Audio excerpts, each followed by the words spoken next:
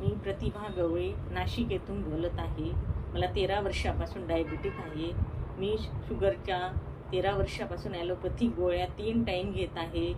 माझे सकाळी नाश्त्यानंतर 1, जेवणानंतर 2, रात्रीच्या जेवणानंतर 2 एवढ्या गोळ्या चालू आहेत आता. पण माझी शुगर कधीही कंट्रोलला आली नाही. त्यावर अजून 30 युनिट इन्शुलिन मला सुरू आहे. आणि एवढं सगळं असूनही माझी शुगर कंट्रोलला आली नाही. शुगरमुळे मला इतर आणखी खूप त्रास व्हायचे.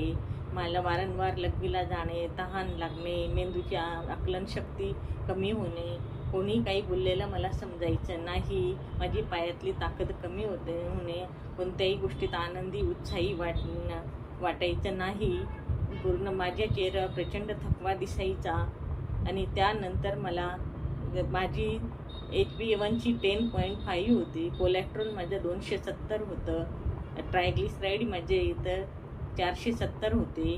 आणि माझं 3 महिन्याचे मी जेव्हा सुरू केले अँटॉक-T आणि D सुरू केल्यानंतर 2-3 दिवसातच माझे कॉम्प्लिकेशन्स हळूहळू कमी व्हायला लागले. 3 आठवड्यांनी माझी शुगर फास्टिंग शुगर 104 झाली. जेवणानंतरची शुगर माझी 150 झाली. त्यानंतर 3 महिन्यांनी पुन्हा HbA1c टेस्ट केली. माझे HbA1c 7.4 झाले. कोलेस्ट्रॉल 138 झाले. ट्रायग्लिसराईड माझे 111 झाले. आणि माझे पूर्णपणे त्रास नाहीशी होऊन मला सगळ्या म्हणजे जेवढे म्हणजे बाहेर जाऊन नंतर मी थोडेफार पूर्ण म्हणजे जे खाण्यापिण्याची इच्छा माझी नंतर व्हायची नाही. मला गोड खाणं वगैरे काही नाही. पण मी मे महिन्यामध्ये 1 दिवसाआड आंब्याचा रस खाल्लं तरी माझी शुगर फारशी वाढली नाही. तरी माझे 7.4 HbA1c आले. आणि अजून मी माझे 3 महिने औषधं घेणार आहे. आणि मला इतका उत्तम रिझल्ट आणि परिणाम मिळाला.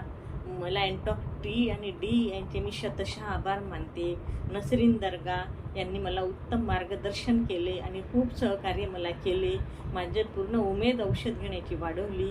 त्याबद्दल मी इथं नसरीन दर्गा आणि माझी कोल्हापूरची मैत्रीण रोहिणी यादव यांचे मनापासून आभार मानते. आणि पुन्हा इथं सर्व डायबिटिक पेशंटला मी औषध घेण्यासाठी एक सार्वजनिक आवाहन करते. धन्यवाद.